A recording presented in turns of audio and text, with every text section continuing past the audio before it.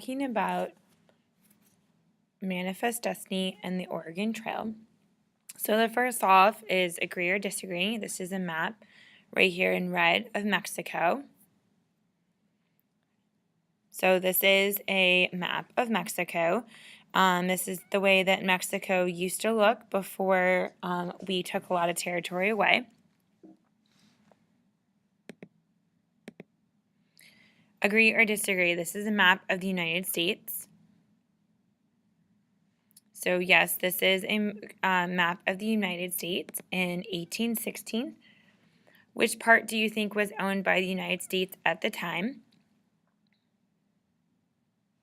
Okay, so all of this territory was actually owned by the United States. This is all of the states that had not been states become states, but it was part of the United States thanks to Louisiana Purchase. So you can see just the impact of the Louisiana Purchase had alone. And this is the map of the United States in 1872. What happened? How did our country change from this to all of this territory? What are all of the different things that took place to make this possible? What countries shrunk and what countries expanded? So yeah, Mexico shrunk and our country went all the way to the Pacific Ocean. So in class, we talked a lot about this painting by John Gass in 1872.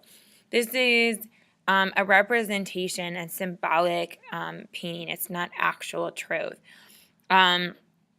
And this is the way that people thought about westward expansion, especially our American Europeans.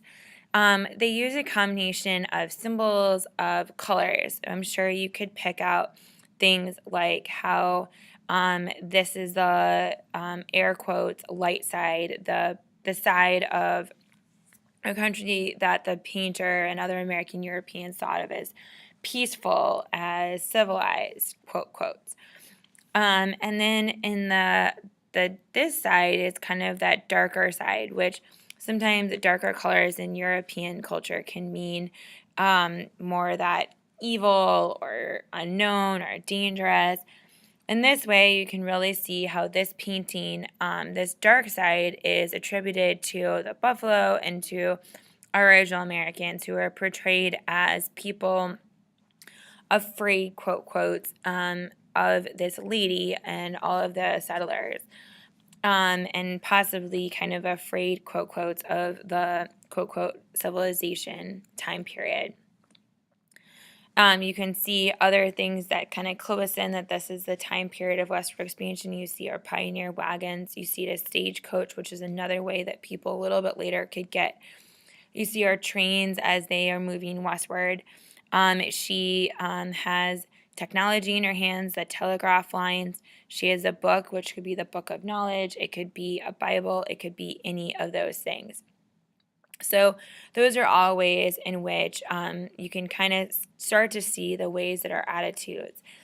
Some people say that she's an angel. Some people just say that she was a goddess of some kind, or statue Lady Liberty, the goddess of knowledge. There's all different interpretations. This is a river with some boats on it. This could represent the Mississippi River, and this could represent the Rocky Mountains potentially.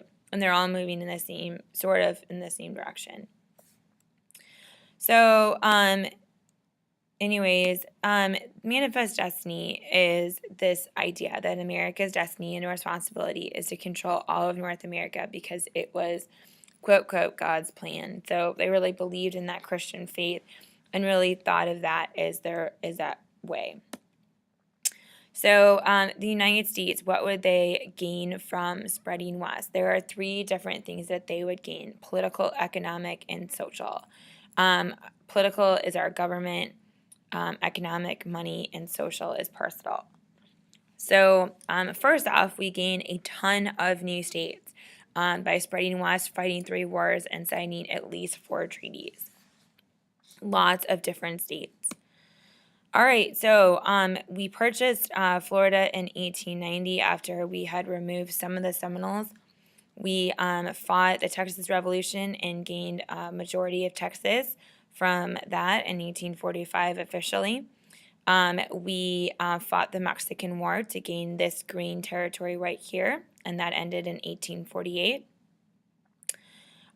We then, Britain didn't really have any interest in going to war, so we signed a treaty with them in 1846 for this Oregon country territory, which includes Washington, a little bit of Idaho, and Oregon.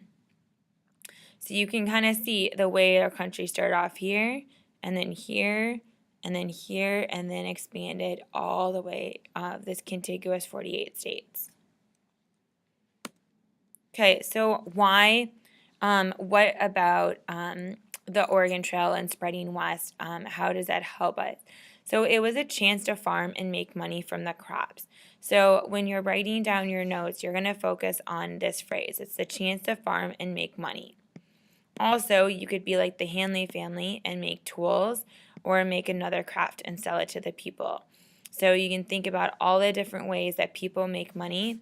In 1840s, there weren't nearly the same options. It was farming, working in a mill, or making tools. Those were pretty much. Occasional people got to be a doctor or lawyer, but that was not what a lot of people got to do. Most people are still going to make money by farming. Social. So this is a time in which, for American Europeans, they gain respect and power by being a leader or gaining more wealth. Women got more leadership opportunities, as we're going to see in a couple more slides. For African Americans, this was an opportunity to get a little bit more freedom, get away from the South and the North and the East Coast, which had a lot more rules about what people could and could not do. A lot of times, generally, this was a time with a little bit more racial equality. So here's a group of African American settlers getting the chance to escape some of the very strict rules of the North and the South, even if you were free. This is Hattie Redmond, who worked towards winning the ballot for women in Oregon and was successful even before the United States government gained rights for women. All right, so what do you know about the Oregon Trail? What do you remember from elementary school?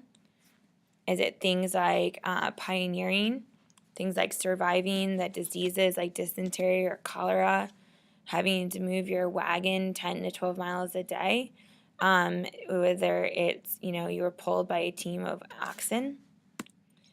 So sixth grade camp is definitely like surviving a journey westward. Are some of the class answers are surviving. You had to walk a long time, definitely on the Oregon Trail. You don't have your comfortable things, the things like technology or things that are make your life easier. It's really hard.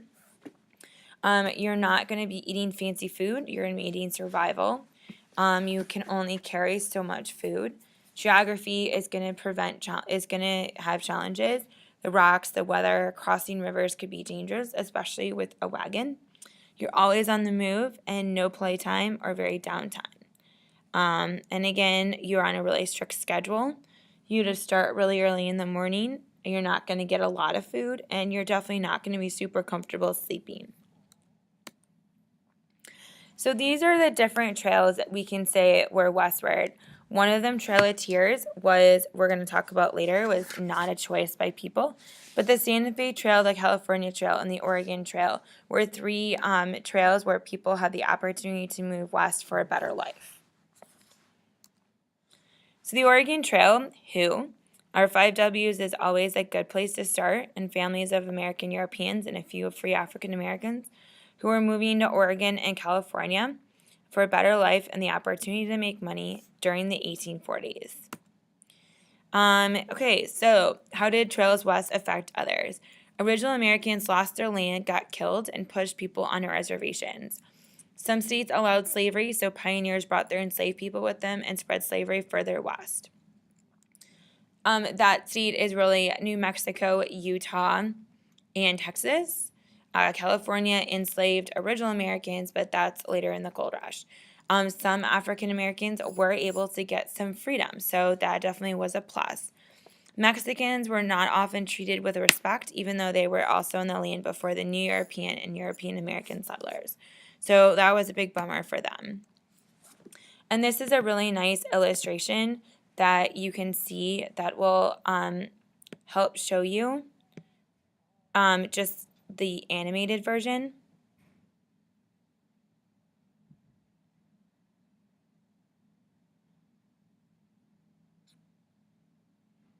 Okay, and that's it for my notes for today on Oregon Trail and Manifest Destiny.